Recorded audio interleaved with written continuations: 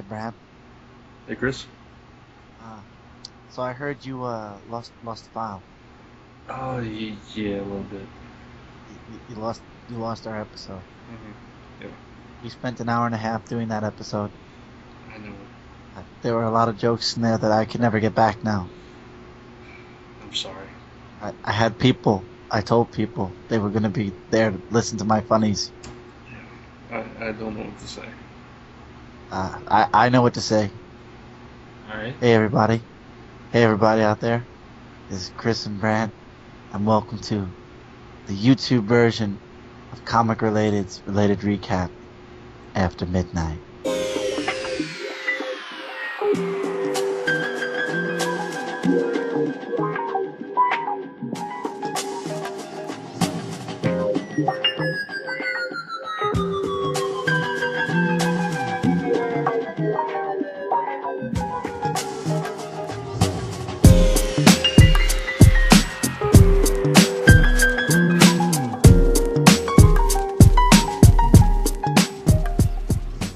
So welcome to the Related Recap Extra on CR's YouTube channel. I am Brant Fowler. And I'm Chris Ventura. And it's after midnight. It is. At least for us. Yes. On the East Coast. And by the way, the reason we're speaking like this, I was at a baseball game, and I basically have no voice. And I wasn't. I just thought that I would be quiet, and now I sound like William Shatner for some reason with my pauses dramatically. There's something on the plane. Spock! Sugar on a stick. Oh, sugar on a stick. All Should have right. recorded that guy. I should have recorded that guy at the stadium. It's okay. We got plenty of views. Outtakes. Yes. Something fun coming your way, or something fun this way comes, I should say. But yes, this is the extra episode. Chris and I, as you know, we mentioned this on John and I mentioned this on the actual recap. Chris and I recorded the recap. It's gone. It disappeared on me. There was so many funny jokes. I know, it was a good show. And unfortunately, you'll never get to hear those jokes. There was the bra joke. I forgot Bra about joke. that. Yeah, Oh. it was the bra joke. There was a real bra joke. there was the 4D joke. There was there's all kinds of stuff. There was Rob Liefeld in a monkey suit again. Oh. I forgot we like even explained what 4D is, like 5 different ways and all kinds of stuff. Wow. So yeah, you're never gonna hear any of that. So Unless somehow magically it appears on Brand's computer and then he'll put it up as this was the original. yeah, exactly. Not gonna happen. No, it's not. But you did get a recap episode, so John and I did cover DC Solicits and Crime Syndicate news, which I know you wanted to add something to that. I told you so. I told you so. I called that it was Ultraman the second I saw that poster because of Superwoman's stupid stilettos. I called it. Yes. And I don't care what anybody says, because on the live show, which we did this Tuesday, somebody said, I called it since issue 1 of Justice League. That's impossible, because issue 1 of Justice League was Darkseid. That's true. So I don't care what anybody says. You cannot call the Crime Syndicate 24 issues before it happens, because that's like me saying, hey, Peter Parker's coming back. And then when he does come back 3 years from now, it's like, oh, look, I called it. Yeah, exactly. It's got to be relative to what's going on. Yeah, you can't. That's doesn't work like that. I'm just very happy that Jeff Johns spoiled the end of Trinity War, the whole surprise. Yeah. 2 weeks before it even comes out. Thank you, John. Jeff Johns. I was going to say thank you, Johns, but that sounded so wrong. So I decided to change it to Jeff Johns. It's much better, yes. Yes, it is. This way it doesn't sound like I'm saying it to John. Our John. Thank you to all Johns. Yes, thank you to all Everywhere. John. I'm sure John could actually write a better DC story. Anyway, so yes, thank you, Jeff Johns, for spoiling every last surprise that there was for Trinity War. I'm sure you'll be doing the same for Villains Month. I have already hidden everything from DC Comics YouTube channel. Yeah, DC. But at least we know that by the end of Villains Month, the whole Villains Forever thing, the universe is going to change. Okay. I told you. I'll believe it when I see it. You don't have to see it. I'm telling you. I'm right. calling it. You're 100 issues. 100 issues before it happens. All right. I'll call it 25 years before it happens. There you go. That's DC's cutoff. Every 25 years, a new universe. Exactly. They've got 52 universes, so figure 25 times 52 is what? We've already been through 3, so come on. I don't care. I'll be long dead by the time they get to the 52nd world. And then they'll start over again. Yeah, so DC. I love DC. I grew up with them, and I love some of the characters, but you know, I am very. Let me just say this, since all of my stuff is gone from the solicits from DC, I personally am looking forward to a lot of the Villains Forever tie-ins. The 0 Year books, I don't even understand how some of these superheroes, like the Flash and everything, were in Gotham, coincidentally around the exact same moment as an event that happened during Batman 0 Year, but whatever. Some of the connecting titles I'll be getting, some of them I won't. Wonder Woman got boring to me. And, was there anything else in the solicits before I dropped? Krypton Returns. I'm sorry? Krypton Returns. Krypton Returns. Yeah, I'm thinking about it. Am I really excited for that? Oh, okay. I just figured it was a Superman book, so I thought I'd mention it. I'm excited for that, only because it'll be interesting to see Superman meeting Jor-El. Okay. And I think that's about it. Okay. And of course, we'll talk about the collectibles on the next Hall of Toys. Because I'm buying like 50 of them.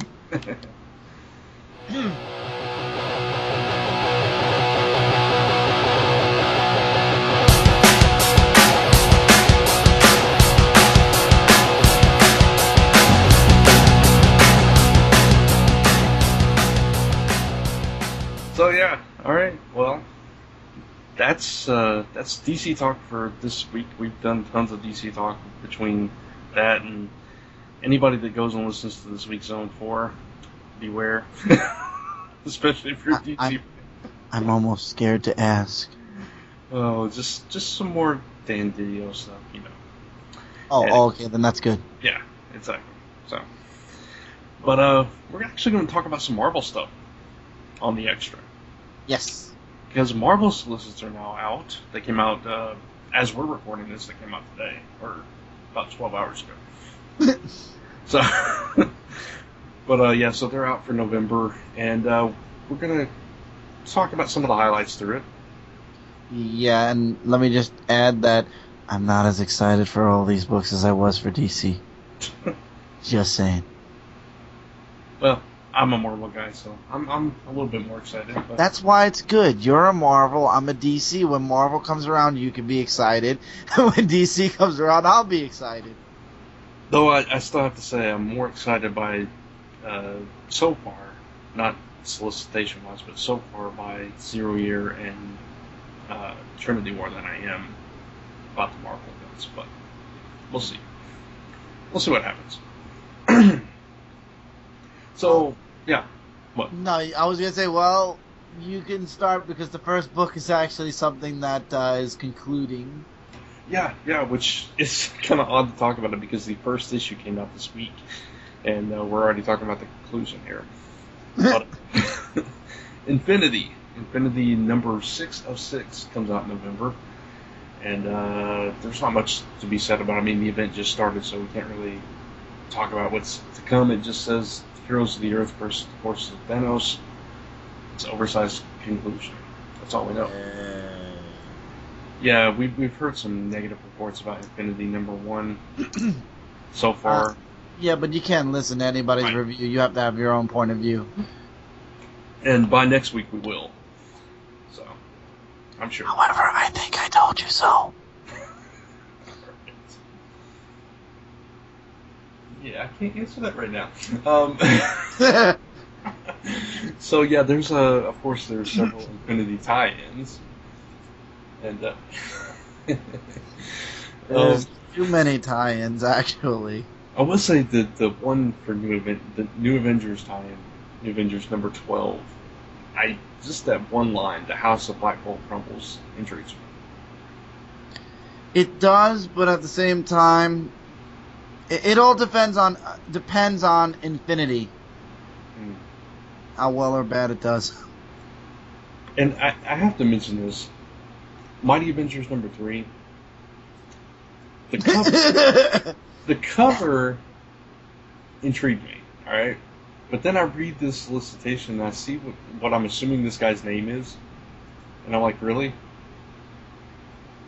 Yeah. Ebony Maw? Really? That's his name? They couldn't come up with something better than Ebony Maw? Really?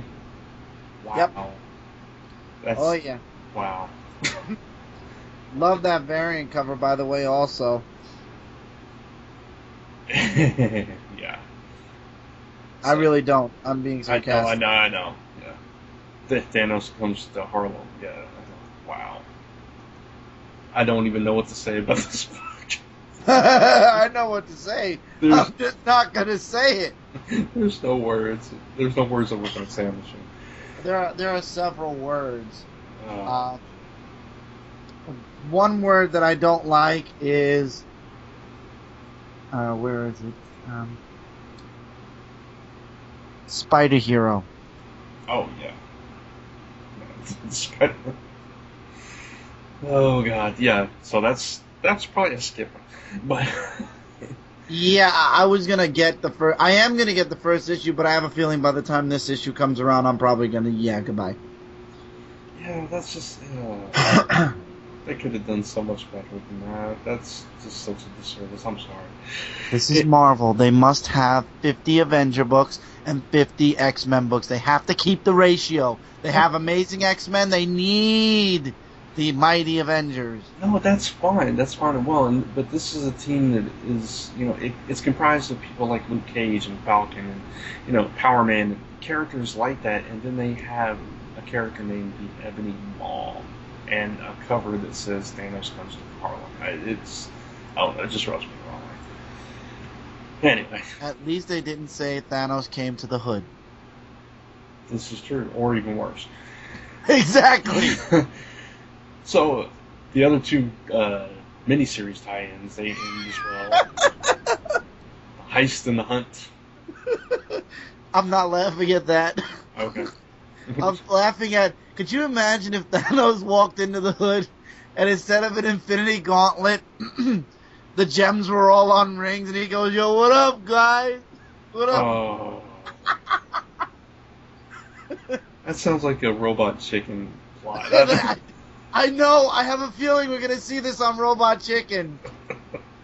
Yo, what up, dogs? You want to check out my jewels? This does not inspire me to like Infinity. I'm sorry. Yeah.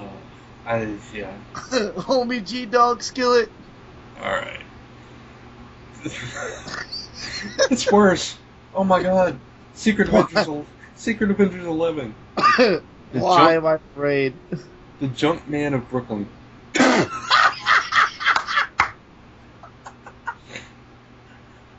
didn't know Mike was in a book. Hey, Mike, get in here. You're in a book. Oh, God.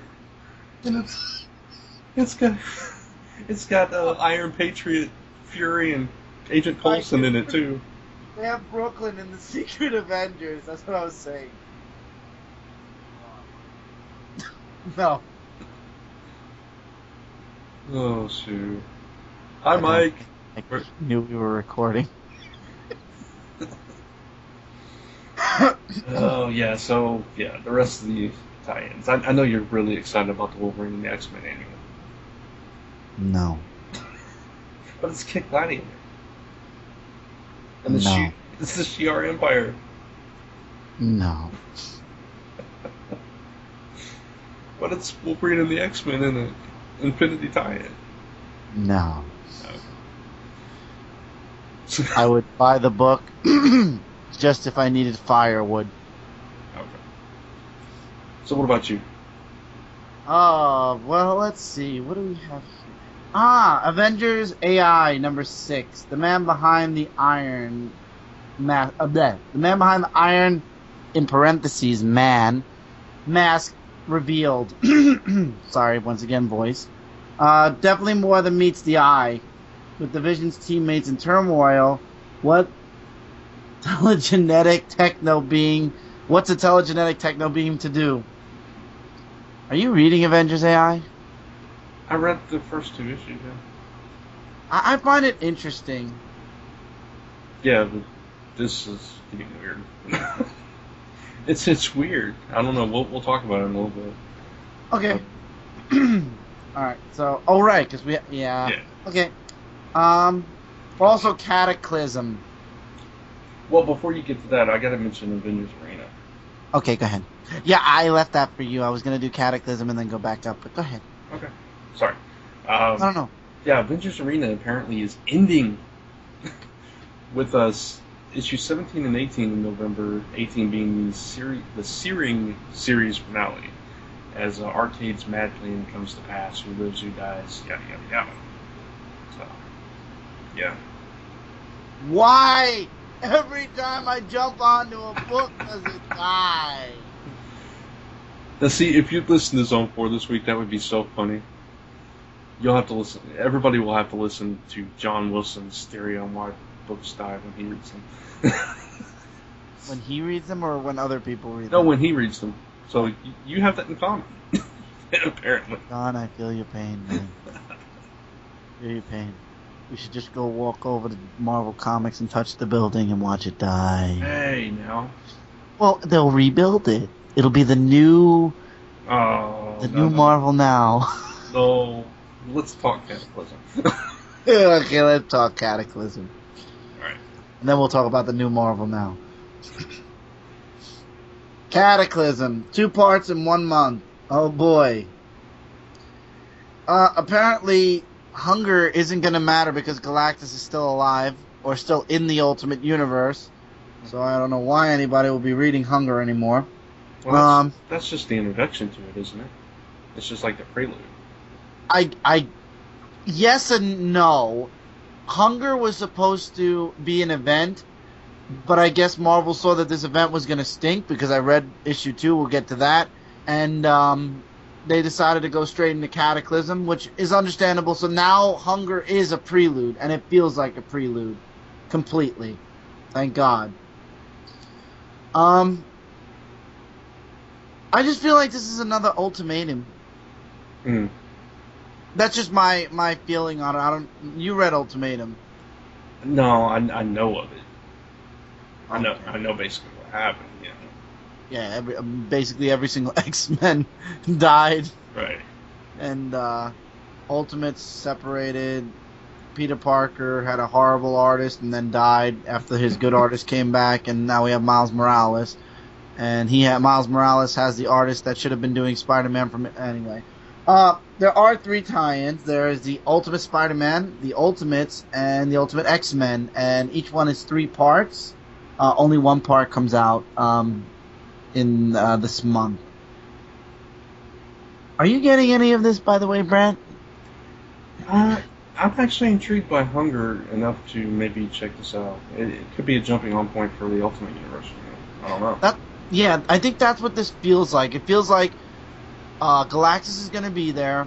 He'll be there for this mini-series, and then Nick Fury's going to do something crazy and send him back to the regular universe or erase him from all time and space forever and ever and ever until he gets reborn in the regular Marvel universe.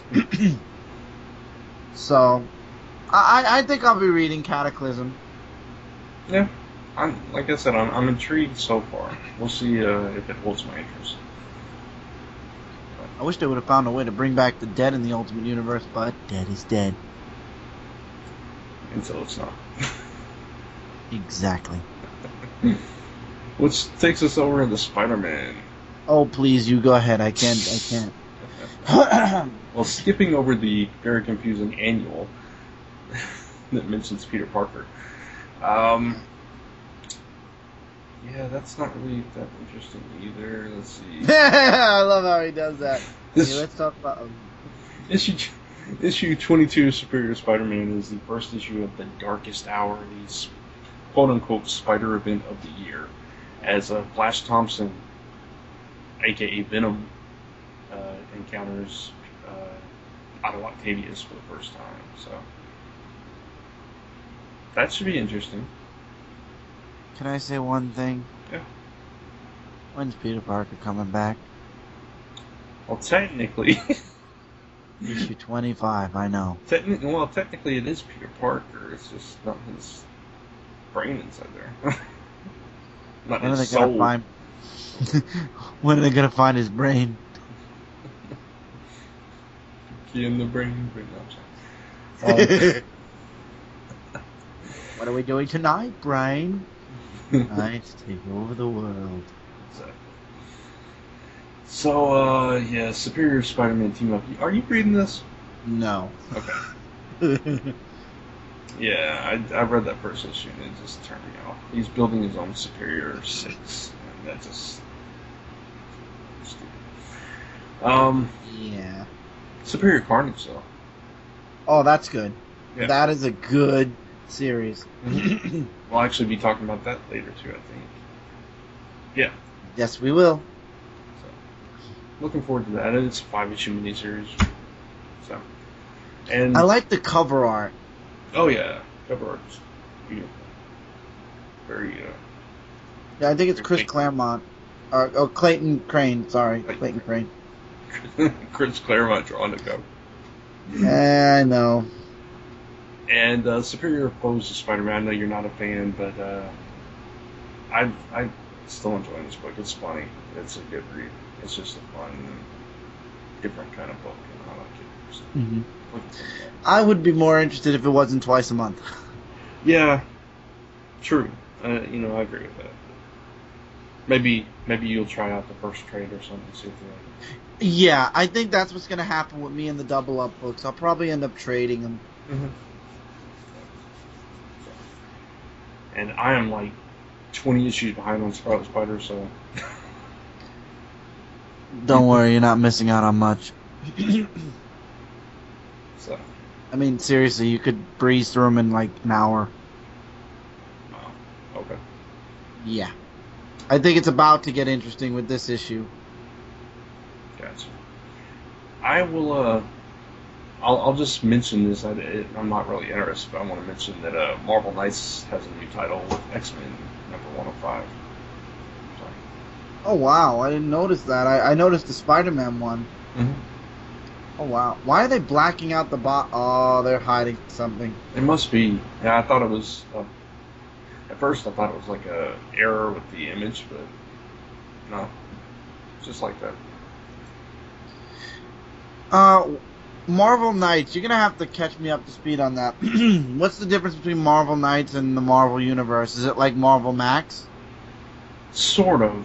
It's from what I understand from the old Marvel Knights is it wasn't really in continuity. It was a way to tell different tales. It was kind of like Max before Max was Max. Oh, okay, so an Elseworld kind of tale thing. Kind of, yeah, because there was a Punisher was over in Marvel Knights for a long time. Yeah, but Mike loved that series. Yeah, I mean, even going way back when Joe Quesada first came to Marvel, he was in charge of Marvel Knights. So. Oh, okay. Yeah. So it went away and came back again, and I know they had a Spider-Man series before. But yeah, as far as I know, it's still out of continuity, but I'm not 100% sure. Okay.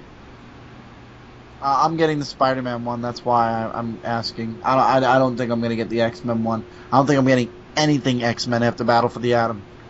Or of the Atom. Or somebody's Atom. I don't care. The Atom from DC Comics. Alright, so what? What's the next thing that's caught your eye? Hawkeye, number 15. The story finally moves forward after about 5 issues. I still gotta read the series. Wait for this issue. Wait for this issue. And skip all the filler. Skip the first issues No. too? Okay. I've not read Skip any of it. Yeah. any of it? Any of it. Good. You know why? Why? You won't be upset at where we're at right now. So Ah, by the time we get to this point, you'll forget all about the disappointing 5 or 6 issues you wasted your money on. gotcha. Plus the annual. Shouldn't have bought. But I'm sure you did. Alright. Did you? No. Oh, good. Don't buy it. Okay. Alright, so You brought up the next one. Indestructible Hulk? No. I know it's well, it's still Hulk Agent of Thomas, the conclusion, so I'll mention that. But no, Nova is the one that I wanted to mention. It is the 100th issue anniversary special. Nova number 10.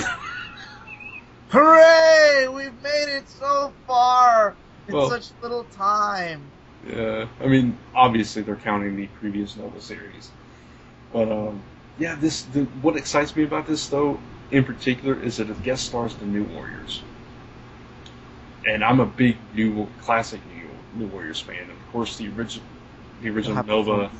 You have to fill me in on those people. Well, the original Nova, Richard Rider, was part of the New Warriors. So, it was a super team back in the 90s. It was, you probably wouldn't even recognize any of the characters if I told you who they were. I'm willing to try. Okay, Night Thrasher was the leader. Okay. And he recruited, Nova was his first recruit. And at the time, Nova, Richard Rider, didn't have any powers, and he threw him off a roof, hoping that he could still had his powers inside him. And Okay. luckily, he started to fly, and he was like, "How'd you know I was going to fly?" He's like, "I didn't." So, I like this character already. yeah. But and then they had Speedball was on the team, who later became Penance and Thunderbolts. Okay. You have no idea who I'm talking about. Okay. No, but I know somebody at the pool hall named Speedball. Namor Rita, Namor's cousin. She was on the team. I know her. I know Okay. her. And, I'm blanking on the other member. Oh, Firestar and Justice. Actually, Justice was called Marvel Boy at the time, but, yeah. Okay. You know who Firestar is? Yes, I do. Okay. So, yeah, they were the New Warriors, and they were kind of like a junior Avengers kind of team. So, Sweet. yeah. And I was a huge fan, loved that series. And, then they went away. Obviously, I think they canceled that issue. It was either 50 or 60. I can't remember. Anyway, they tried to bring them back a couple times and it didn't work. So I'm excited to see the New Warriors, whatever incarnation they're going to have in there. Because it's Nova, it's it's connected. So, I'm Yeah. looking forward to it. So, yeah. I'm actually interested in the issue underneath that, Iron Man 18, with the interesting silver and gold armor. Yeah. Will Iron Man actually change his armor this fast? It would not surprise me. Are you reading Iron Man? You know I'm reading. We talk about it every week. I know, but Every month. are you going to be reading it by this point? Let's see how the current arc ends, and I'll tell you. Gotcha. I thought maybe you'd have an idea, but I mean, we're at issue, 14? yes. So, I'd say probably, yeah. Okay, good. At least I won't be the only one reading it. So, I'll see. I mean, this is the first issue of a new arc, so. Mm-hmm. Which kind of tells us that we have 4 more issues to go. About, yeah. Yeah. about the origin. Yeah. So, anything else about that? No. Just the That's outfit? really it. Nice suit. The story, I don't want to say anything about what I think about the story right now because it's definitely coming out of Infinity. Hmm. And the recent events also from 451 and everything.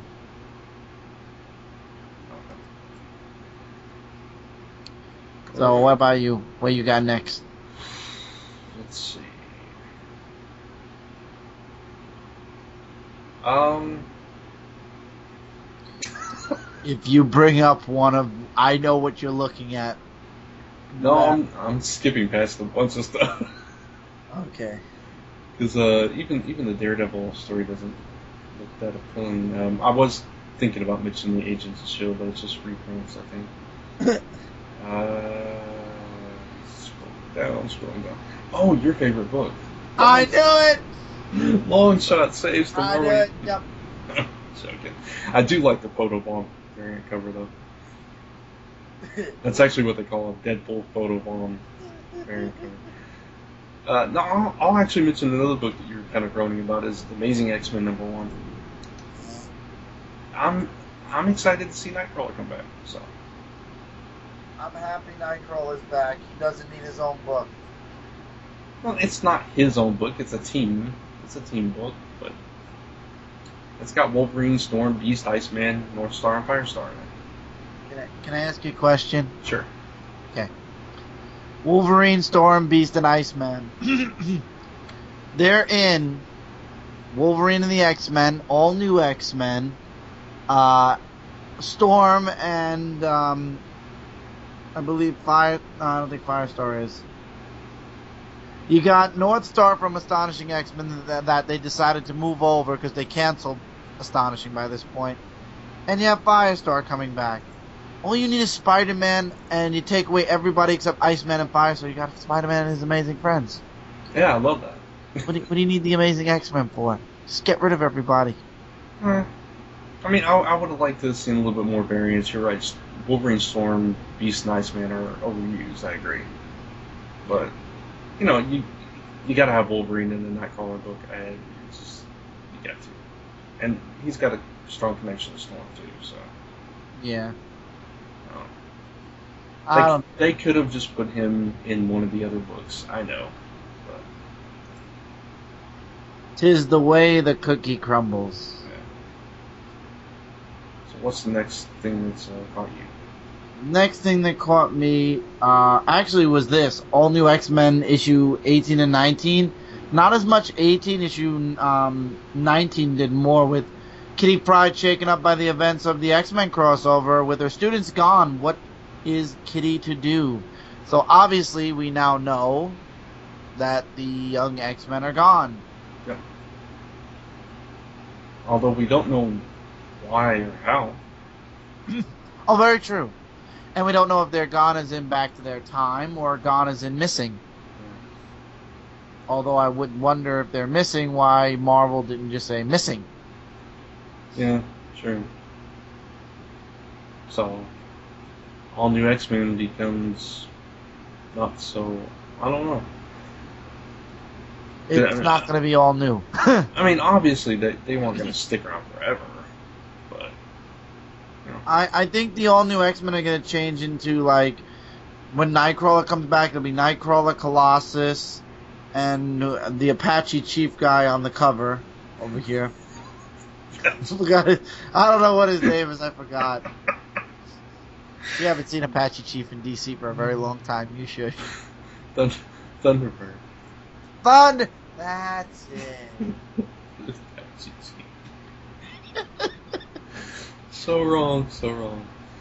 Oh shoot. He was a good DC hero until he disappeared. He was on the Super Friends. Yes, he was, but then he disappeared. Oh, he rode off on Aquaman's giant seahorse. There are so many ways to cut that up, I won't even try. Oh, next thing caught my interest is X-Men Gold #1. Yes. It's the 50th anniversary of the X-Men. and they brought in Chris Claremont, Stan Lee, Louise Simonson, and Fabian Nicieza to create all new material. Which I think we both actually thought originally this was reprints, but it's not. It's all new material. Mm-hmm. And pretty cool. An untold story of the X-Men starring Cyclops, Wolverine, Nightcrawler, Colossus, Kitty Pryde, and Rogue. So that should be interesting.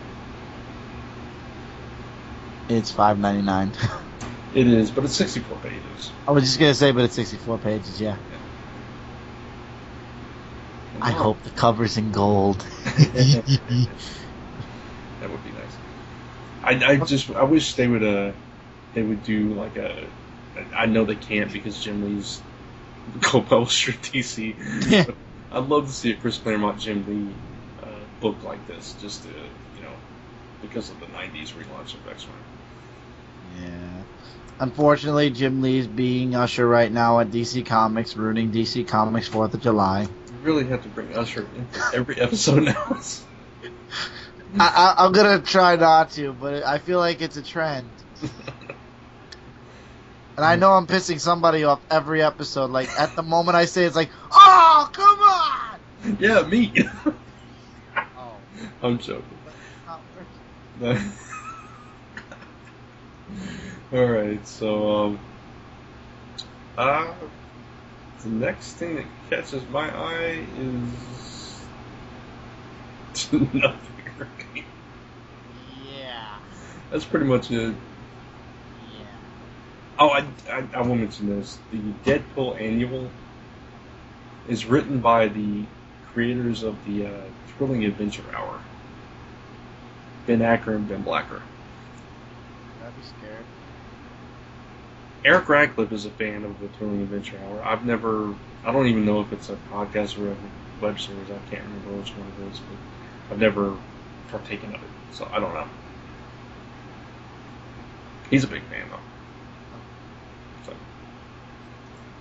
One thing I'd like to mention is Phantom X Max #2. Okay. I don't know why. I just No. ever since you're done. You mentioned it. No, I'm joking. Oh, okay, I'm done. Go ahead. Sorry. No, I'm really done. Actually, I don't know why I want it. I was just gonna say I got the action figure, so I'm like, I should check out the solo comic series. Alright. It has tentacles in the cover. Oh boy. Well, he is at the bottom of the ocean in Antarctica, so. Tentacles. Yes. Can we please get off of the Marvel Solicits now? Let me mention one more thing and we'll move on. God bless you. In the collections, X-Men Valence Covenant hardcover is coming out. I'll get there eventually. I got it. That was a big storyline. Oh, wow. Yeah, it's a 552-page, oversized book. They don't list the price, actually. $75. Oh, yeah, they do. You're right. So, yeah, it's collecting. I mean, it's collecting books from 60s, 80s, and 90s. The cover is really nice. Mm-hmm. I want it. Yeah, I know. That was a huge. I remember that story, and I love that story. So. Is this when Wolverine had the bone claws? Because I noticed his claws are bone. I'm trying to think of the year. Well, it probably was around that time. Nice.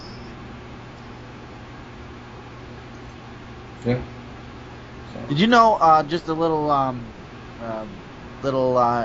if you didn't know this kind of thing, information. Did you know that the Wolverine Adamantium collection, which was originally $200 is now only about $90 on Amazon.com? Oh wow. Yeah, that's about a. I'm gonna make. I want to make sure. I'm gonna just check my my reference here, but I'm gonna make sure right now. Yeah. Oh no, I'm sorry. It is $125 now instead of $200. Still. That's a very cheap. It was $90 a few days ago, so you gotta be lucky and catch the deals. Yeah. And just to clarify, they this collection has Wolverine number 85. I believe he lost his adamantium in issue 75. So Okay, yeah, so he would have the bone claws. Yeah. yay.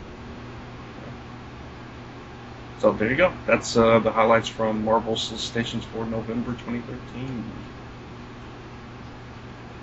Read up beware. Yeah. I, I'm looking forward to a lot of DC. I'm looking forward to some of the Marvel too, as we mentioned, and some of the DC Yes. as we. Well, as I mentioned, you mentioned. I have a question. Yeah. You've read Marvel for a long time. Mm-hmm. Do you think that Marvel would benefit not from a reboot? Because I know if I say the word reboot, so many Marvel fans will want to kill me. Because I'm sure everybody was petrified when DC did it this time around that Marvel was going to copy. Mm-hmm. Do you think Marvel would benefit from not a reboot, but like a going back to a certain point in time and moving forward again, only going in an opposite direction? That's hard to say because I think the reason that they advanced the characters so far in the direction that they went is because the 90s left such a bad taste in a lot of people's mouths, specifically for, well, X-Men and Spider-Man, the way that they were handled towards the mid to late 90s. So I'm sorry, but I like Spider-Man in the 90s. I hated him in the 2000s. I did. I mean, they started to ruin him towards the end of the 90s though, Oh, with the okay. Clone Saga. So it's like, Okay. yeah, that was like mid to late 90s, I think. Oh, okay. I understand. I get what you mean. Yeah, so I mean, it's just, when I think they tried to get so far away from that era that they took them into the direction that they're going now. So to go back, I don't know. You'd have to retcon a whole bunch of stuff to do that, though. Yeah, but maybe the retcon would be a good thing. Like, first of all, with X-Men, Schism, retcon. Seriously. I mean, we all hate Cyclops. And yes, I'm sure I'm one of the people that said I would love Cyclops as a bad guy. Now he's just more annoying. Now, see, I disagree. I want him as a good guy. I understand that, but what I disagree on is that his character had become so stale and so boring. I think that the whole schism and everything that's happened since has actually made him an interesting character, whether you like it or not. I kind of think it dulled him more. Okay. I find him more annoying. No, I mean, it's just because listen, this is somebody who's only started reading X-Men, what? Jeez, how long have I been reading X-Men now? 5 years? Okay. When did Schism happen? Yeah, about that, I guess. Somewhere in I started during the Dark Reign. I'm trying to Okay. remember when the Dark Reign was. Schism was a couple of years ago, maybe? About 4 or 5 years, about 2 or 3 years ago. And I don't know. Yeah. So let's say, yeah, I started reading around the Dark Reign, though, when they were already living on the island. Right. On Utopia, yeah. Utopia, yeah. But I don't understand. I don't know how they went from New York to California, which was a horrible move. And no offense to anybody that lives in California, I think it's a wonderful state.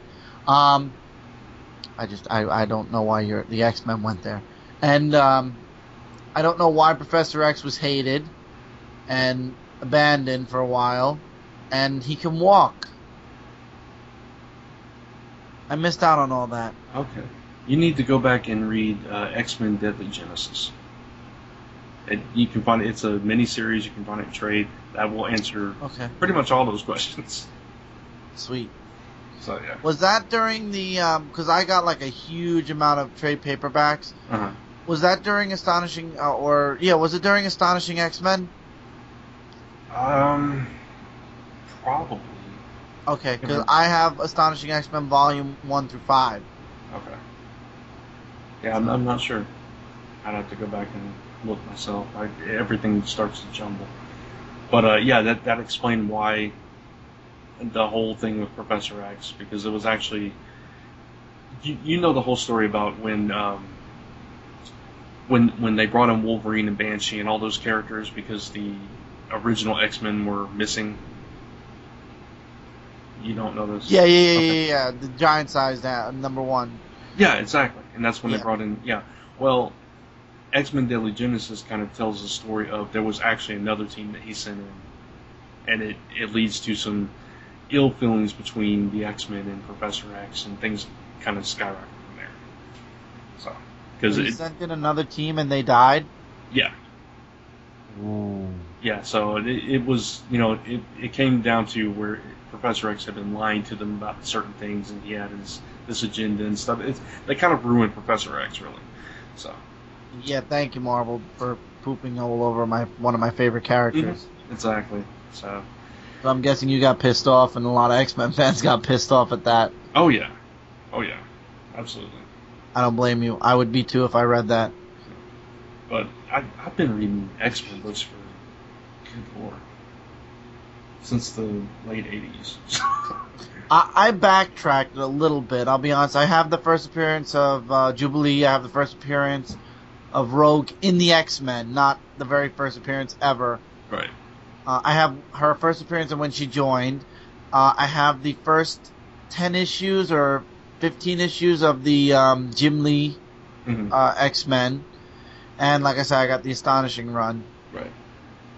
And I got rooked on E-Crater and spent, I'm not saying how much, for Giant Size X-Men #1, and it never shipped and I lost my money. Oh.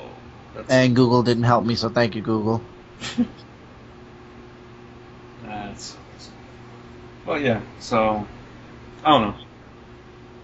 So much has changed in Marvel, though. It's such a different world. But then again, look at DC. It's so different also. Yeah, they're both completely different from, when we both started reading, even though we started at different times. Mm-hmm. It's crazy. I don't know. That's a good discussion for another time, though. We need to get into these books because we're running yes, long. we are, aren't we?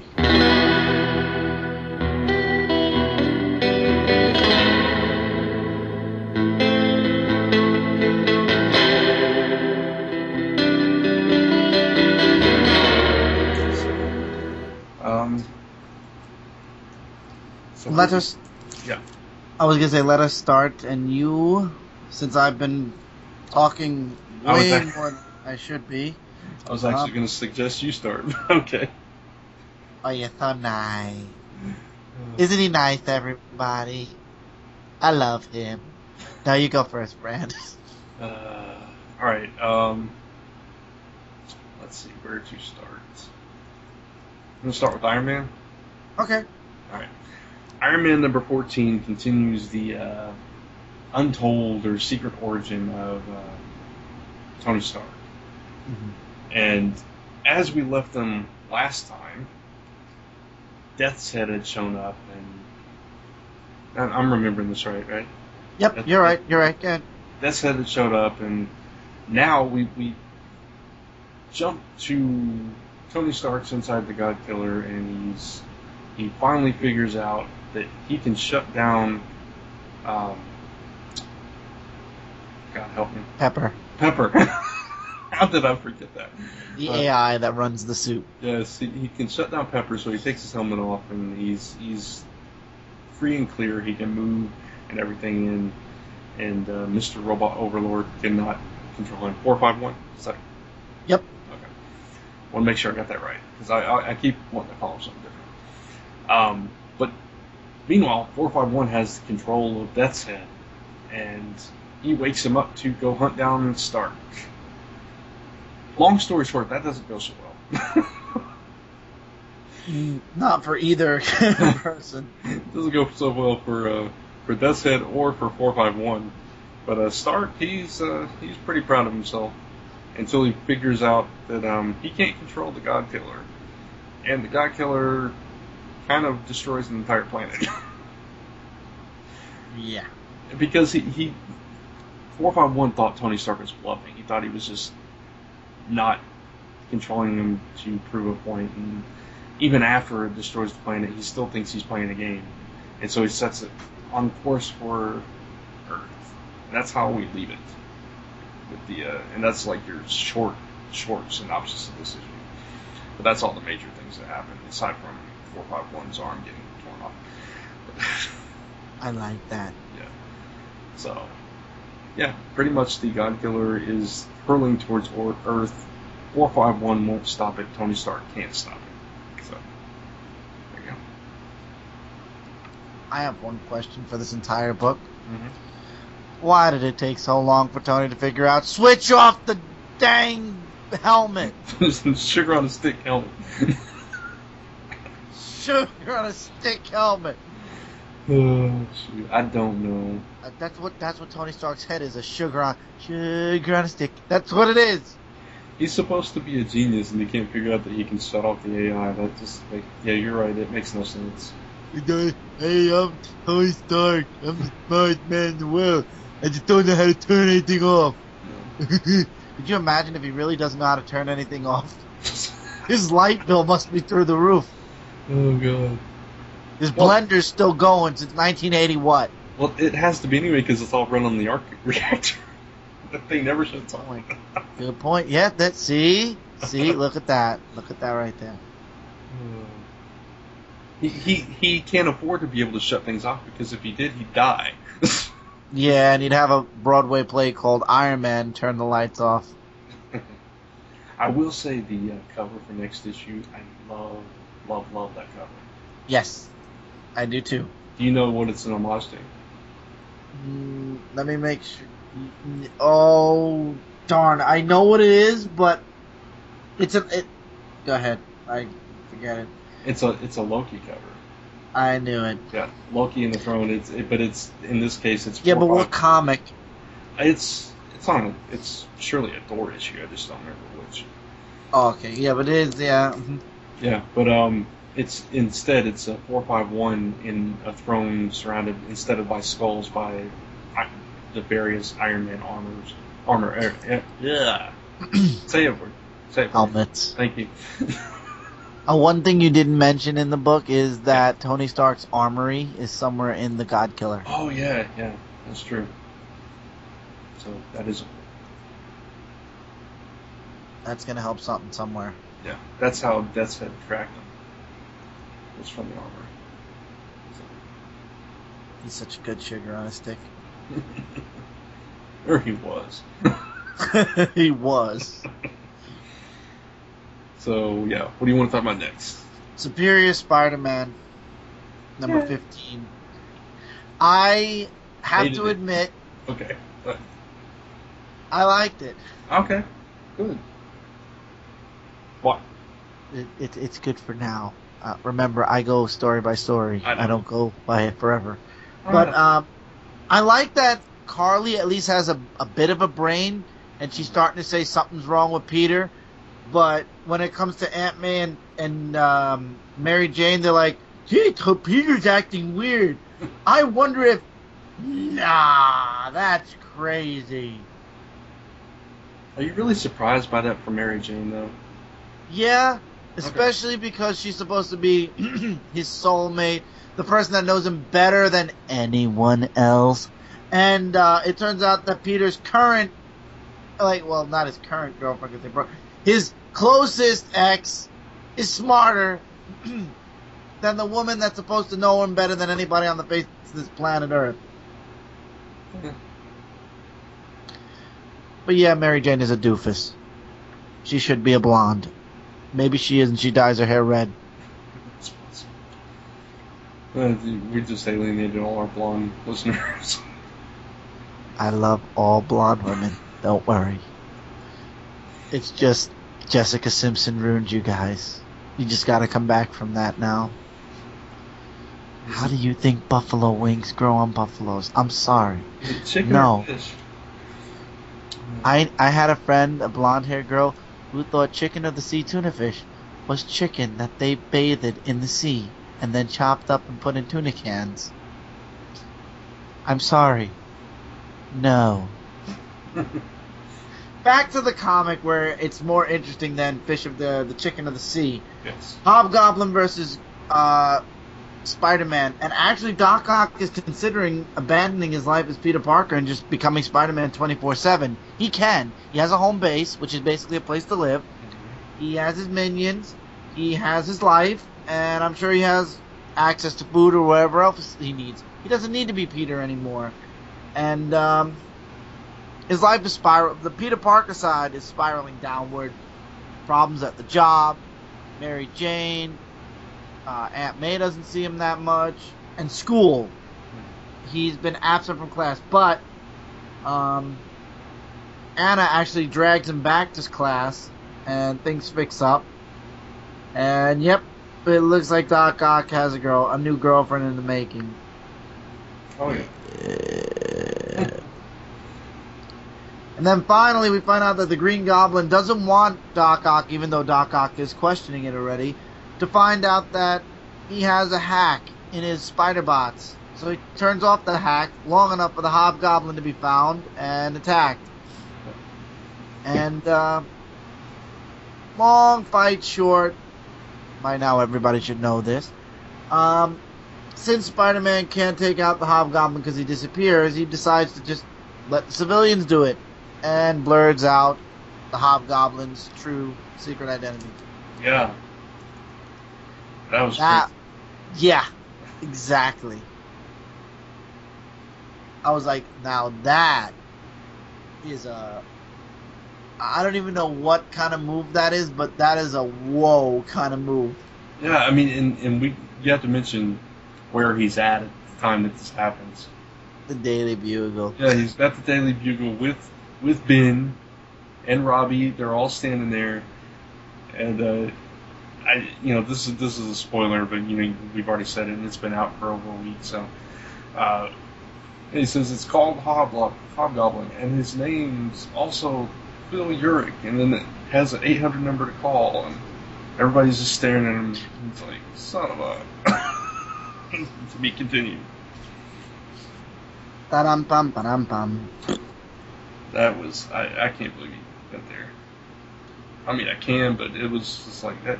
That was good. Hey, Brant? Yeah. Did you dial that number? No, I didn't dial the number.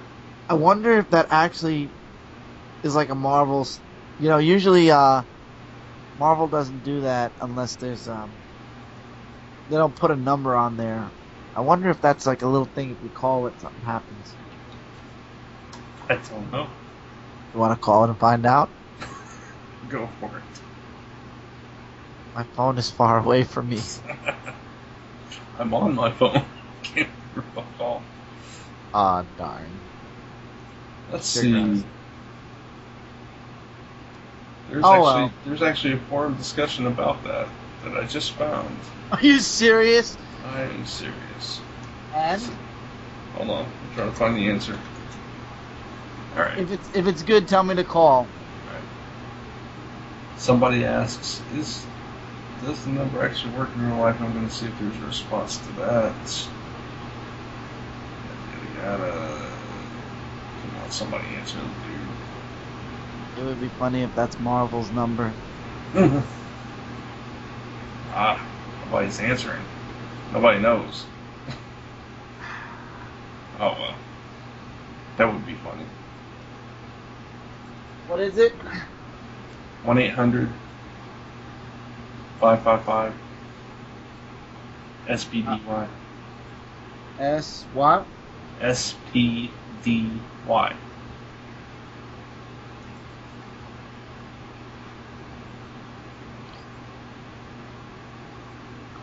Hi guys, and welcome to the 24-hour pleasure party.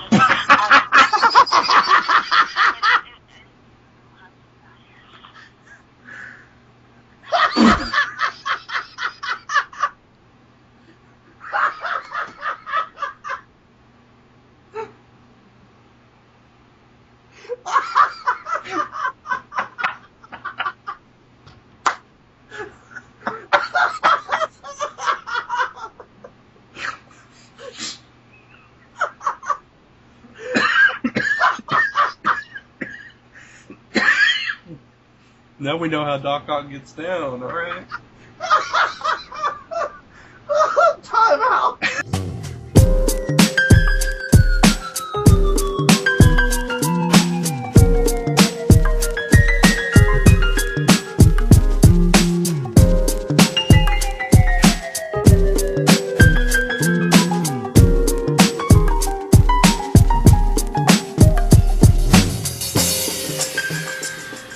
Okay, we're back.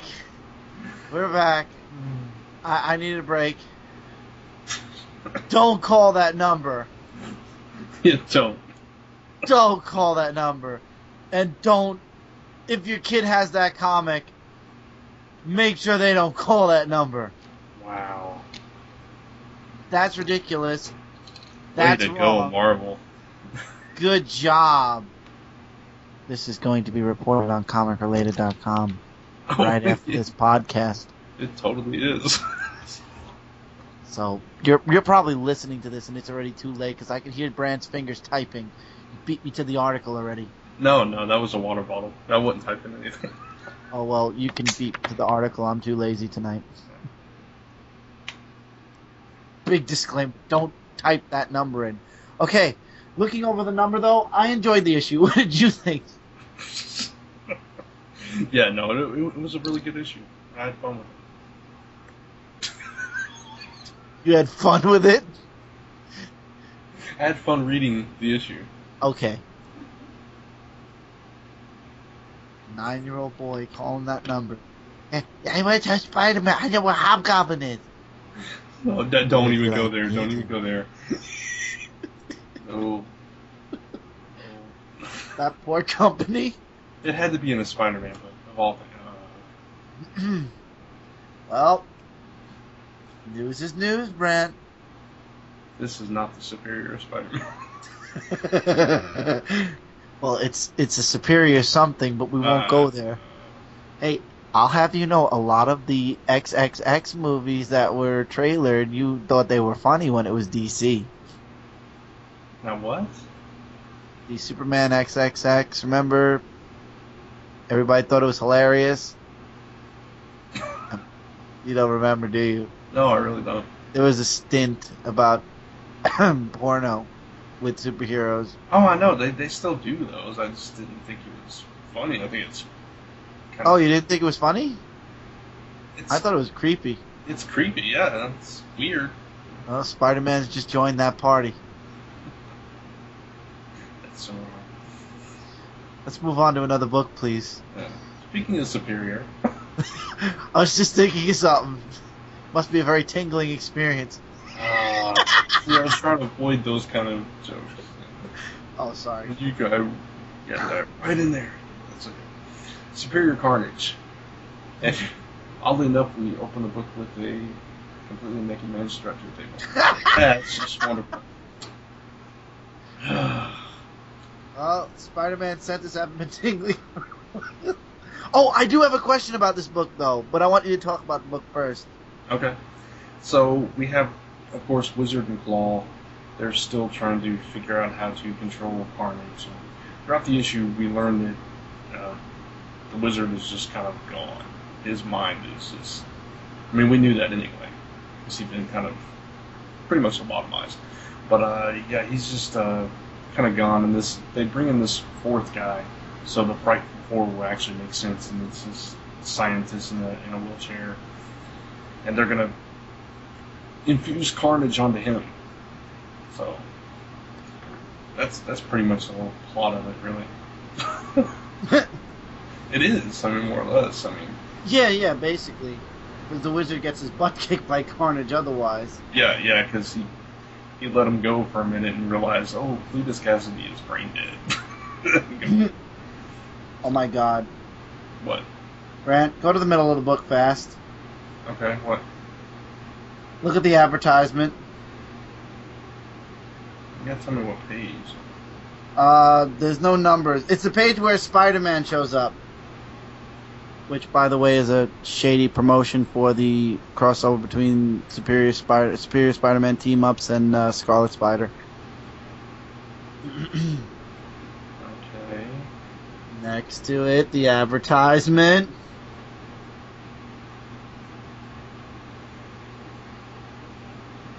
I'm not seeing it. Seriously? Is it on the first page or the second page that he's on? The page is, the Wizard says, now let's try again. And then you turn the page, it's an advertisement. Oh, you mean the actual? I thought you meant in the comic page. No, the advertisement.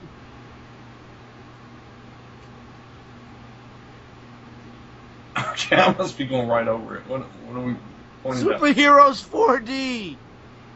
Oh! Gotcha. Sorry. I In honestly, London. honestly, my mind was looking for a phone number. I thought you were trying to tell me there was a theme throughout the. I don't know. No, they took my joke and ruined it. They did. I feel so hurt now. Oh. Oh shoot! He's looking for a phone. Brant. I just thought you meant that they concluded. Yeah, never mind. Yeah, no more. So, what did you want to ask about this movie? Oh, Cletus Cassidy. Mm-hmm. Remember when Sentry ripped him in half? Yeah. And he had robotic legs in the last series? Uh-huh. How did he get his entire body back? Life model decoy. Yeah, life model decoy my foot. There's some writer forgot something. Yeah, I don't know. Yeah, if you look at his body, he's completely fine. Mm-hmm. Whole body. And Minimum Carnage did not fix that. Okay. So in Minimum Carnage, he still had the robotic legs? Yeah, he still had he was always Carnage. Oh. Gotcha.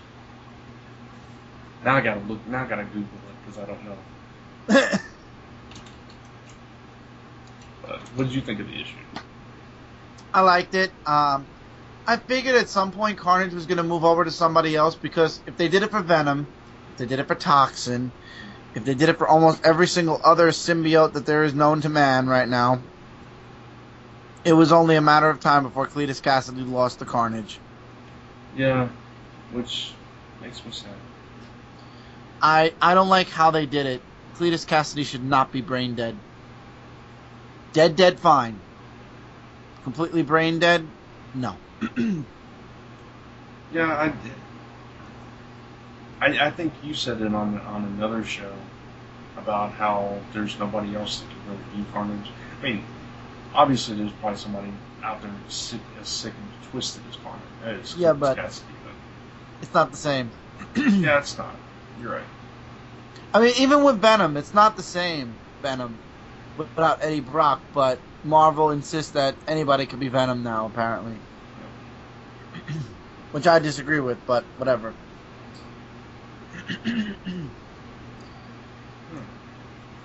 Okay, the only thing I've found so far is that when Venom and Carnage were fighting, his robotic legs broke. Yeah, they did. And that's the last mention that I got from it. Yeah, exactly. They broke his metal legs separated. Okay, so somebody forgot this fact. Apparently. Plot hole! Yep. Call 1-800. No. 1-800-555-HOLE. No. Plot H. No. Never mind. So this is really going to bug me. I'm going to be trying to figure out how he got his legs back. It's a plot hole. That's all it is, Brent. It's a plot hole. No, I know. I'm just wondering if maybe somebody addressed it somewhere. But. Are we doing this during the show, or are we taking a break from the show? No, you can continue on. Next one's yours anyway. Okay. Oh, gee, thanks. Oh, well, next one's yours. You just go ahead. What? No, I'm just saying. I know. I'm just kidding with you. So anyway, next we'll do all new X-Men number 15. 15 reasons why my childhood is being shot right in the sugar in a stick. Now, looking over the very weird artwork, and the fact that Cyclops is still trying to write his first love letter to Jean. Jean, while being with President Beast, finds out that President Beast, and I want to know how this... I mean, one slip, okay, like, oh, she's so pretty, or, oh, I used to like her. But, I mean, Beast has a whole 6, 8 thought bubbles. Oh, All yeah. about Jean. Yeah. I mean, come on. And then Jean, of course, psychic, heard everything. Right. So she goes to past Beast, who gives the really. He gives the Asian face. When Jean says, "So when are you gonna tell me you were in love with me?" Oh, I'm sorry. That's the only face I could think of. Next to "Oops, I accidentally let one go." But anyway, and they kiss after a short argument, and Jean says, I'm not in love with Cyclops. Cuckoo. Yeah. Something wrong? I don't know. This was a weird issue. All around. You can say that again. I hope Professor X erases their mind of everything, because if he doesn't, oh boy, the past is the future's in trouble. You also got to mention that she finds that the wedding invitation. And she's looking at that Yep. at the end. And I, 2000. yeah, 2000 what? 2000 what? I thought you were saying something. Sorry. No, I said she does. Oh, she does. I thought you said 2000. No, 2000 what?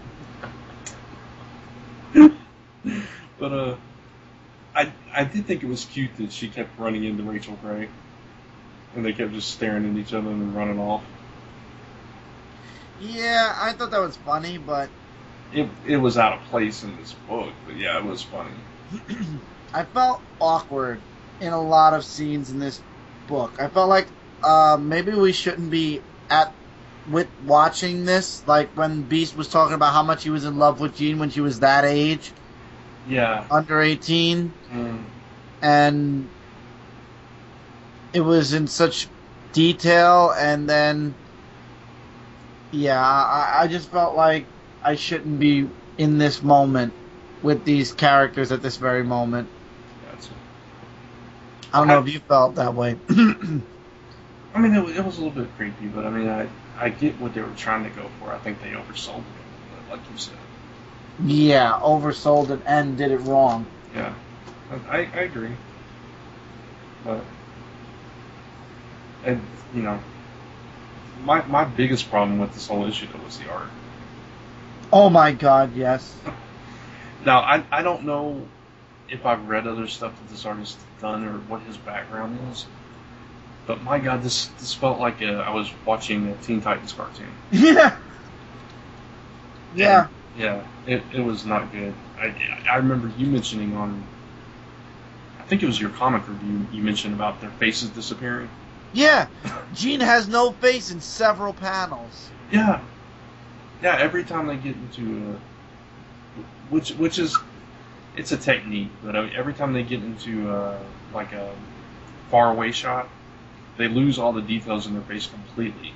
So half the time, yeah, she has no face. She has no eyes, no mouth, no nose, nothing. Well, she has dots. Yeah. And Brant, Mm-hmm. it's a technique when it's shadowing. When it's a straight up face, it's either laziness, the inability to draw small, or just bad art. Not necessarily. Sometimes in it's more of a manga-ish thing, I think. Exactly. Or you live in Japan, which is what I felt when I saw Beast's wah face. Yeah. So I don't know. Hold on. La Fuente. Nope, he is definitely not Japanese. No, but I mean, and it's weird because he's done a bunch of Marvel work. He's done, let's see, he's done Ultimate Spider-Man. He's done Runaways. Oh no, that's where I recognize the style. Brant, I was just making fun of this. What's that? Ultimate Spider-Man. Remember, I just made fun of Ultimate Spider-Man after Ultimatum starting up again with terrible artwork. Oh yeah. He's the artist. I don't remember Runaways having that though. It was towards the end. Oh no, he did covers on Runaways. My bad. That's why. Yeah. All right. Beside the point, Runaways was a pointless series after a while. The first volume was the best. Exactly. So, yeah, this art is not. I hope he's not like on it for a long term. I think it's just a one issue. God, I hope so. Because I do not like his art style in this book. It would be cute like on an all ages book or on a humor based book, but it just did not fit here. How would you feel reading 25 issues of Ultimate Spider-Man with that artwork? I wouldn't. I did. I'm sorry. I know, so am I. It did not match the writing for me. I don't know. I did like the stuff with Cyclops and Iceman with the girls. I thought that was cute. But that was also my problem too, because the issue had just a lot of cuteness. It was a fun issue. Don't get me wrong, but I don't know. I agree with you. It was such a departure, though. It was like it was definitely a filler. Mhm. It's a place. It's a additional book right before Battle of the Atom, Yeah. before the Atom, or with the Atom, or Oh. Adam Sandler. I'm Mr. Pickle Eggs. I'm Pickle Eggs. Alright. Sugar on a stick. Next book's yours. That's fine. Stop looking about Carnage's legs. It's a No, plot hole. I gave up on that. No, actually, I found a way around the plot hole. Oh, okay. It's because when he's disconnected from Carnage, he's obviously can't. He's regular human, but when he's with Carnage, he's pretty much indestructible and can form limbs. So he's got Carnage in his blood. So that's probably why, or that's how they would explain it anyway. It's not. Yeah. It's not. Or Age of Ultron. Well, there's that too. My point is they have a way out of it, even if it's not really plausible. There you go. Avengers AI. Yes. We mentioned that earlier. And this issue, honestly, I felt like I missed something. Yeah, I felt that way too. Now that you say it like that. Did you really? Because it felt like there was like a jump between the end of the last issue and the beginning of this one. There's like something that I missed somewhere. I don't know. Yeah, I felt that way too. But this Demetrios, that's his name. Yeah, that's where I felt like I was the most lost. I felt like I should have known this character. Yeah, I think they mentioned him last issue, but I don't think he was a fully realized character walking around. And Yeah, exactly. I don't know. So Demetrios is coming. All the characters are talking and everything. And Vision's standing around scanning everybody, and basically just it's telling you more information about the characters in a roundabout way. That's pretty much the whole first part of the book. And Victor being scared that he's going to betray the Avengers, and Hank Pym just playing it totally nonchalant, like he doesn't even care, which was just kind of odd. Like, I did like his explanation that he's seen tons of timelines and all that kind of stuff. So but then Demetrius shows up by a giant sentinel, breaking pretty much everything in Washington D.C. So I want to know, is this the anorexic Sentinel model? must be. It's the skinniest sentinel I've ever seen. Yeah. But they're trying to. What's her name? Chang is trying to save the Sentinel because it's supposedly an advanced model. Okay, and of course the government's trying to destroy it. And Vision and his crew are out to figure out what's going on. Of course, Doombot just gets taken out very humorously, very fast. I thought that was good, but yeah. So did you notice that it says AU a lot? The Sentinel? Yeah, I just noticed that now. No, I hadn't noticed that. Interesting. That scares me now. Yeah. So, they finally, the way they dispense of the Sentinel eventually is Vision gives it sentient life. So he brings it to life, gives it consciousness. Only so it can die. Poor thing. No. But, I will save you just so you can die humanely. Yeah, exactly. But, and then, I'm trying to remember. Oh yeah, Demetrius does a whole broadcast. He takes over all the networks and everything. First, of course, he says he's Tony Stark, and then, no, I'm not. And it was a stupid joke, and I didn't care for that part. But so now he goes into this long, 3-page long diatribe, and saying that he's about to, make humanity extinct. So. It's the Terminator. Yeah, in a much more boring way. Yep. Yeah, so honestly, I didn't really care too much. It had some funny parts in it, but I didn't really care for this issue too much. Are you coming back for issue 3? I'm undecided at this point. Same. So I don't know.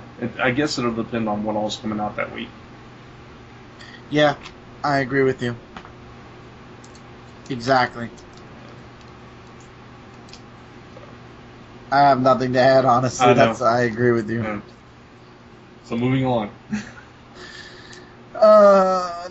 Unfortunately, I have to take this book since it's the last Marvel. Hunger #2.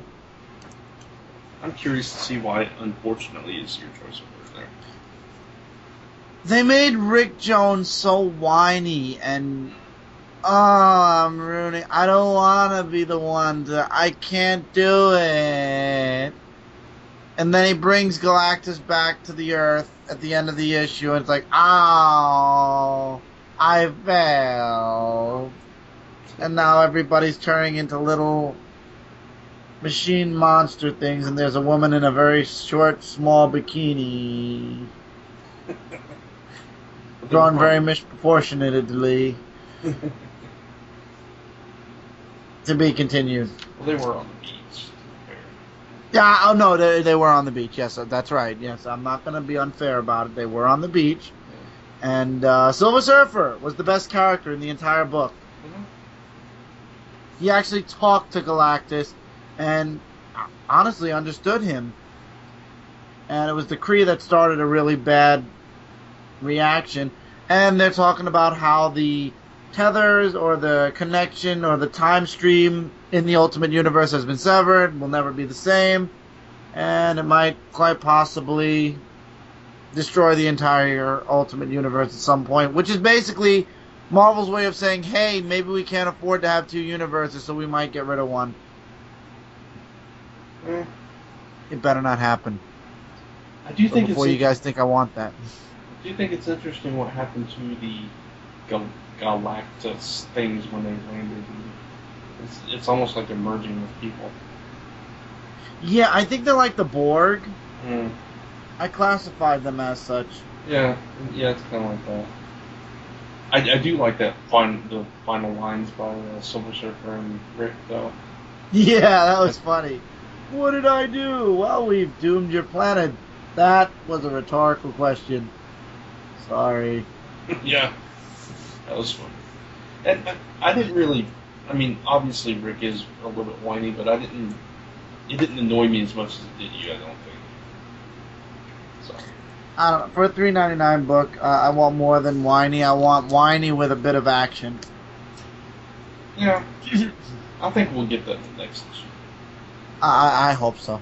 I do think, aside from the disproportionate stuff that you mentioned, which is definitely disproportionate, especially the scenes in space and with Galactus, the art is gorgeous in those parts. Yes, absolutely. I have no problem with the artwork. I just thought it was funny in that panel that girl was so misproportioned. Yes.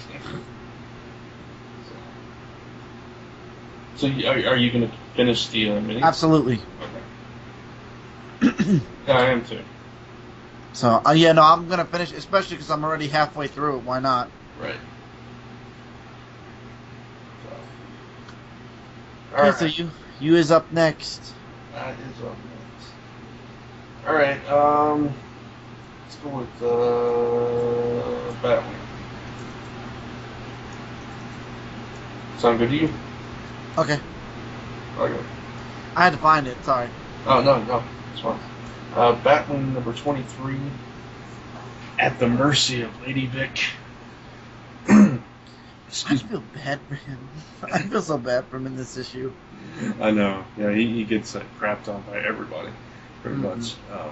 Of course, they come out of the battle with the Marabunta.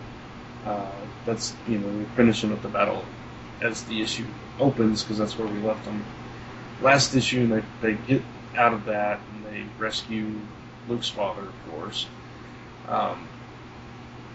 Some pretty cool action shots throughout that little sequence too, by the way. But as Luke gets home, he gets railed on by his entire family because while he was gone, their house got looted on top of everything else. Somebody came in and robbed him blind, and he gets the blame for it because he was the one that was supposed to stay at the house. And of course, they don't know that he's Batwing, so they don't know that he was saving his father's life. And so, yeah, he just... Poor guy. You still there? Yeah, I'm here. Okay. I'm following along with you. I Okay. want you to do the book. Okay. So then we have Lady Vic up in Mumbai, India, as she's making she's on the phone call making the deal to go take care of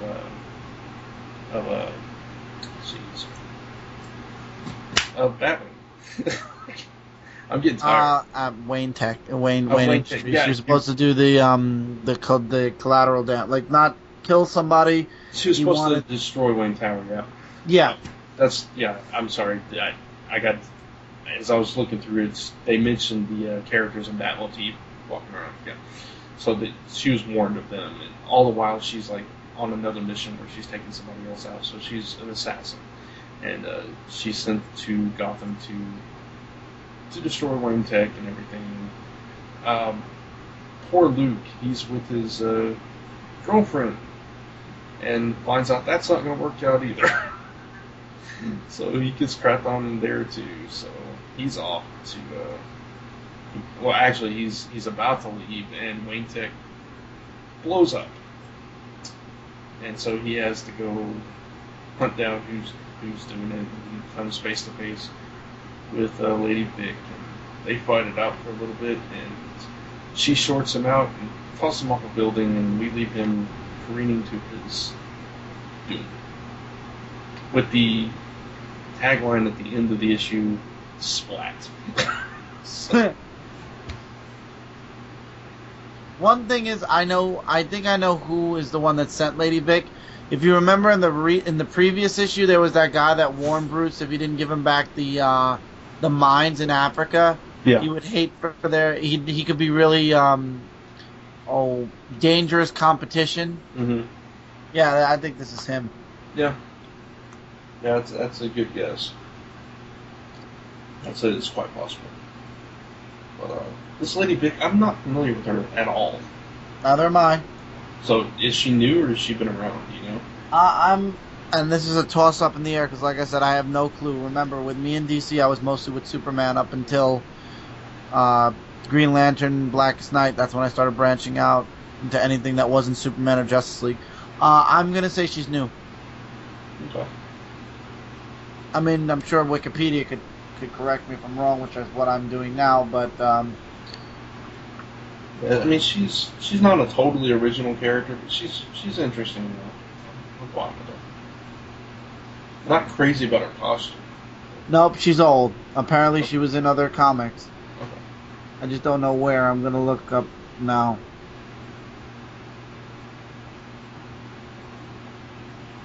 No, you keep going. I'm fine. Oh, I had nothing else to add. I mean, it was a good issue. I mean, I'm enjoying Batwing. So ever since Luke took over being Batwing, I liked the book. I like the direction they're taking. I like him as a character, so. Yeah, I'm loving it. I think it's an underestimated book. Mm-hmm. Oh, absolutely. And I have it. Lady Vic, first introduced in Nightwing number 4, 1997. Created by Chuck Dixon and Scott McDaniel. Alter ego is Lady Elaine Marsh Morton. Okay.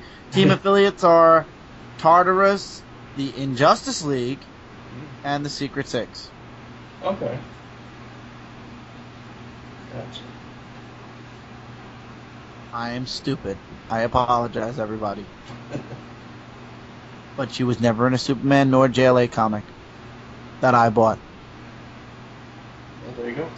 There you go. Alright, so you're up. I'm up. I'm down at the moment, so let me see. Green Lantern number 23. Hal Jordan going off on his own to find the escaped prisoner after, of course, training these little kids who are basically the best hope. I love how when he tells Kilowog, maybe we should send the rings out again, Kilowog's like, listen, this is the best of the best. It only gets worse from here. Exactly. You send them out again, you're going to get the worst. And, of course, the rings fluctuate again while Hal Jordan is fighting. I'm not even bothering to say her name. Well, I do want to mention her name, actually. Okay, go ahead. For one reason. Her name, I think this is who you're talking about, is 2681795. Is that who you're talking about? No, I'm talking about the Star Sapphire Noel Ange. Oh, okay. I don't know. Yeah, I'm farther ahead. Okay. In this. I wanted to mention her because, I don't know, this is probably just totally coincidence, but then again, it may not be. But her name's 2681795 because her planet goes by mathematics or whatever. He decides to call her 26. Yeah. 26. Yeah, I know. Yeah, 26. Half of 52. Yeah, I know. Ironic, yes? Yeah. So, I just wanted to say that's all. No phone number this time. And I laughed at this part because we were making fun of one of our co-members on Dark Event Drink about this because he said this better not be happening. But Noel Ange actually looks into Hal's heart and looks for where his love is and shows him where she is. And it turns out that Carol is with Kyle everywhere, fighting Relic. And you see Hal go, he screams no. The rings die out for a time. And basically Hal Jordan runs off to save Carol from Relic. Or from Kyle. We don't know for sure. To be continued. I like it. What about you, Brant? I liked it overall, but I had two problems with it. Do tell. Alright, first problem is I thought the art was very inconsistent. There were sometimes it was gorgeous. It was beautiful art, especially the relic page. That was very nice. But other times it just looked very scratchy. And the other problem I had, I do love what Venditti's doing so far with Green Lantern, but that whole first sequence with the kids and everything, it just felt a little bit out of character for him, to me. Yeah. So, nitpicks, but, that's just, I did enjoy the issue. I do like where it's going.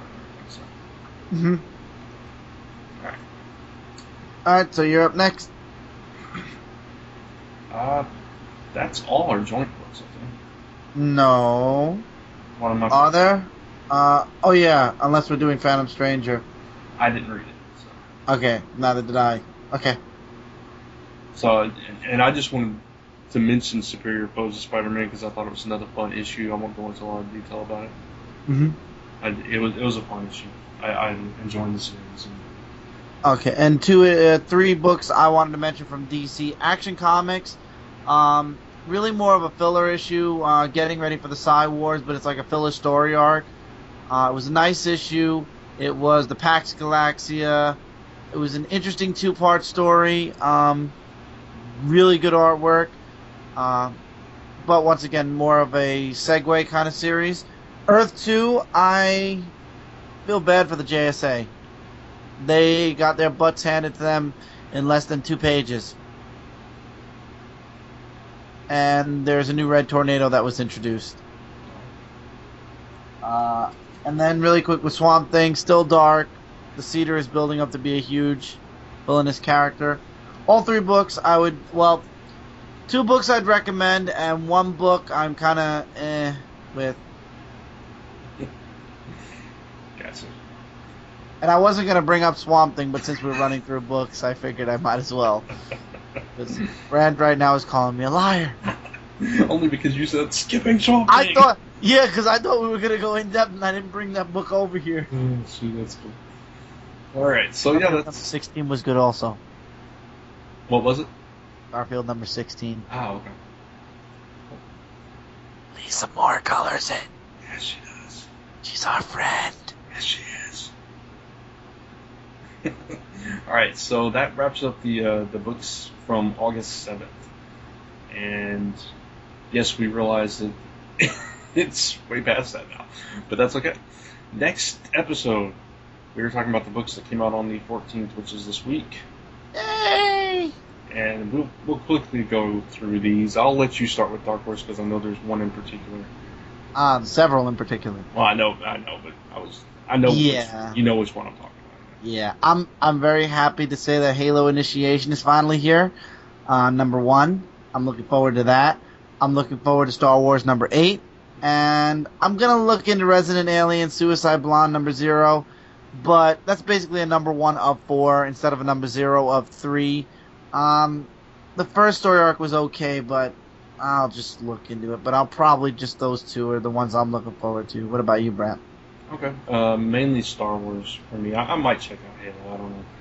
I'm not as infused with that whole... Yeah, I understand. But definitely Star Wars for me. So, moving on to DC. Of course, Batman 23, next part of Zero Year. Looking forward to that. And, is Constantine number 6 still part of Trinity War? No. Okay. Then no. Probably not. Then Green Lantern Corps and Justice League of America number 7. Definitely, that's probably the main one that I'm looking forward to because of Trinity War. And that's the main ones from DC for me. For me, it's definitely Batman 23 and Justice League of America number 7. Also looking forward to seeing Nightwing 23. I'm enjoying the series. Superboy number 23, I'm looking forward to the clone fight that's going to be going on at some point. And I saw the preview for World's Finest number 15. Mm-hmm. In every issue, do they have to rip a piece of their clothing off? I'm not reading it nor buying it, but I'm just saying I saw the preview and I thought that was stupid. Oh, since you brought up World's Finest, because you didn't get to talk about DC Solicits on the recap, I just wanted to make mention of this. You did make mention of Power Girl being thrown into the sun and all that stuff. Oh, yeah. You didn't mention that in the redo episode? No, we didn't. I forgot about it.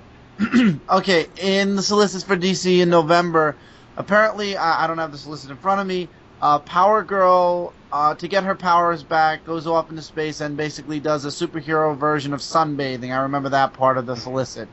And in the 1990s, Superman threw himself into the sun to get his powers back. It worked, and then all of a sudden, he started to become phase-able, like things could go through him, and he started to turn like little blue energy. If you guys remember the covers, for those of you that bought back in the 90s, basically blue energy started to happen. Yeah. And on the cover of World's Finest, Power Girl is starting to be surrounded by blue energy. Yep. Could this be Super Power Girl Blue?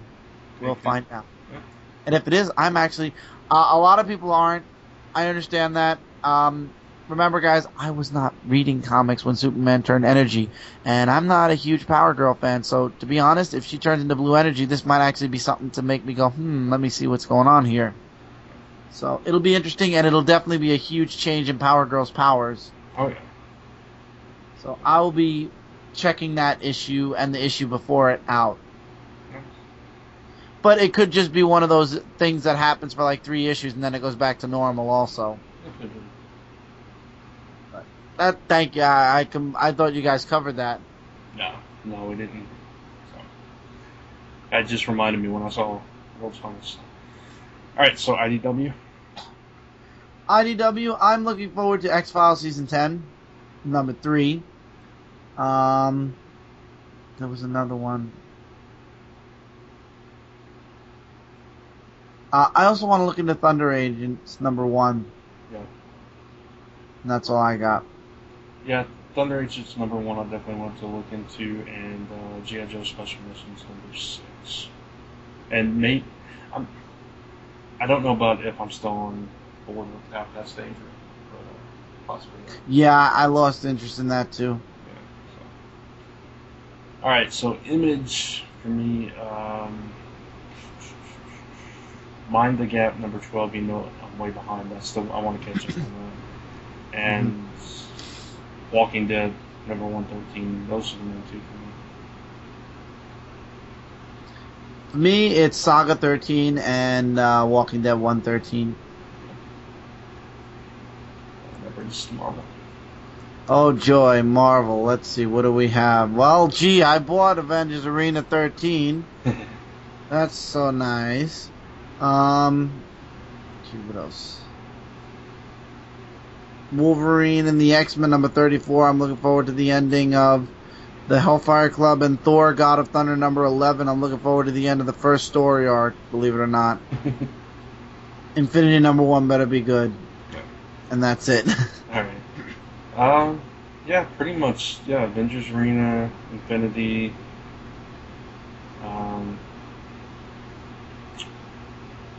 and Wolverine and X-Men. Those are the main 3 for me. Alright, and into the indies. Let's see what we have here. Archer and Armstrong number 12 for me. Battlestar Galactica number 3 from Dynamite.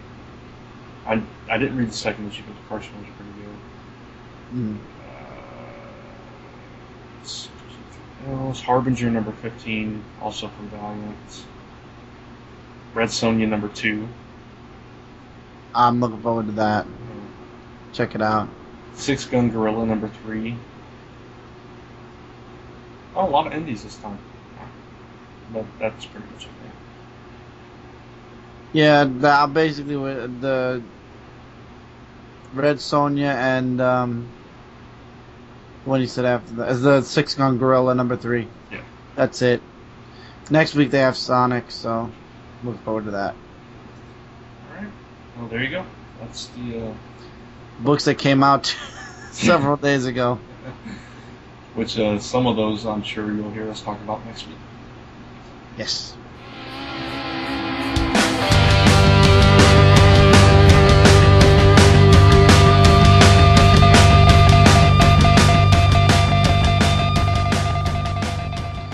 So that's going to wrap up this very long recap extract.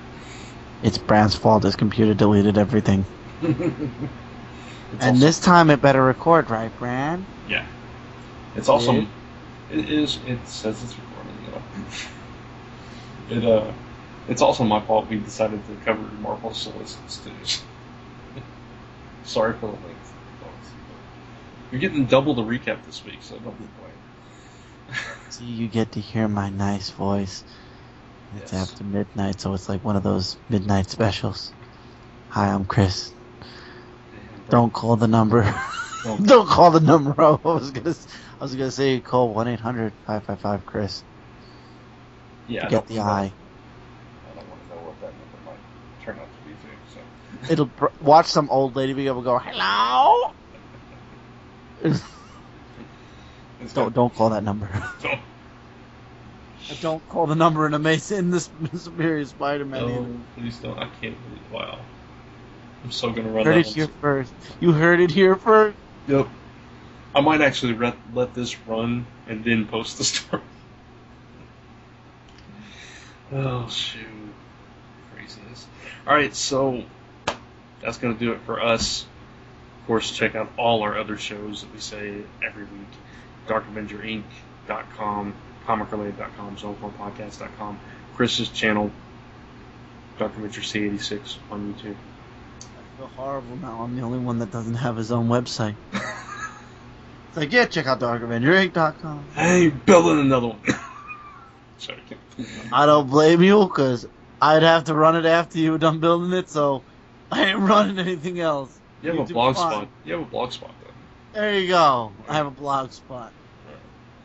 So, of course, email Brant at comicrelated.com, Chris at comicrelated.com, any comments, questions, suggestions, and so forth.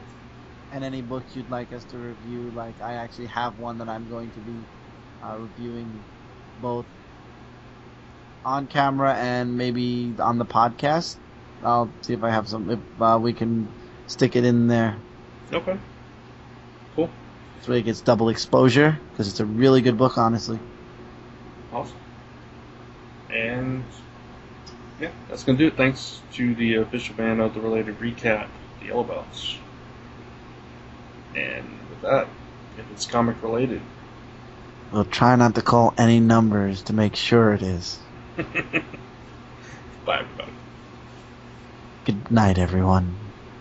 And remember, don't forget to turn the light out. Sugar on a stick.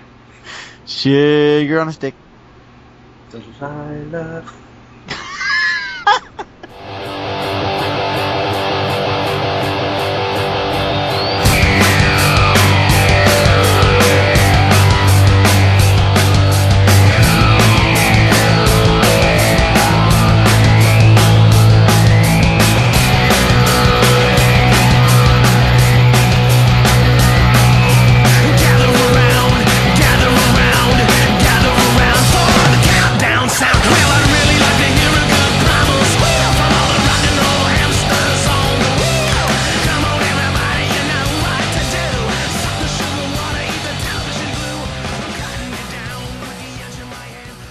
Hey, Brand.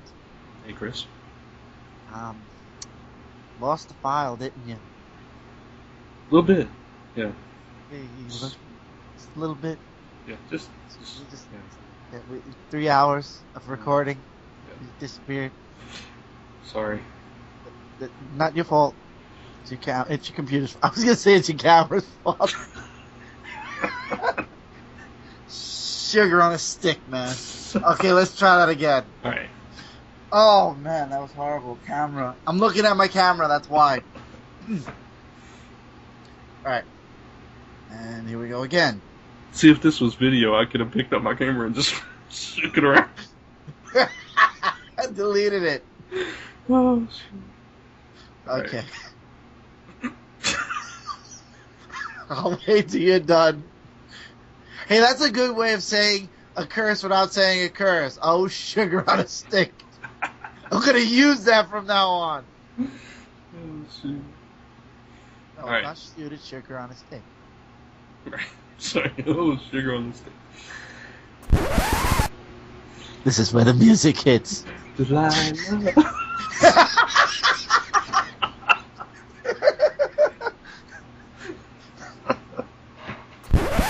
You should find some nice, like, midnight kind of music to add into that. Or just like somehow find a way to slow down the music to. Could you do that? Would you be able to slow down the audio? I can try. Oh, please try. That would be hilarious. Okay, and do you want to do the intro? Yeah. Right. Oh. Alright, so welcome to the Related Recap Extra. I am Hello, Brant Fowler. Yeah. I'm Chris Ventura. And we're still doing this, okay. I'm sorry, I opened it incorrectly. Yes, you did. Now I'm doing it William Shatner style. Don't know what's going on. There's something on the plane. Sugar on a stick. Oh Lord. So yeah, we. Oh God, I feel like a stripper. So Chris, we lost the episode, and John and I re-recorded it. Wasn't quite the same. Brant, just stop. Just What? stop. I thought it was good.